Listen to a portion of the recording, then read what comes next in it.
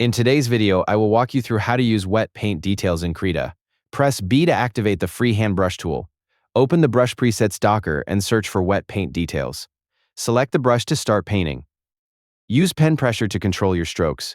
Light pressure creates thinner and softer details, while heavier pressure creates darker and stronger marks.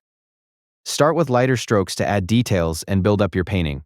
Draw over areas multiple times to create stronger texture and depth. For smaller details, adjust the brush size using shift and drag or the size slider. Use controlled strokes to add fine textures and painted details. To adjust the brush texture, press F5 to open brush settings and change the available options to control the brush effect. The Wet Paint Details brush is designed for adding realistic wet paint textures and fine brush details. It's great for detailed painting, textured strokes, highlights, and finishing touches when you want a natural painterly look. And that's how to use wet paint details in Krita. Thank you for watching the video.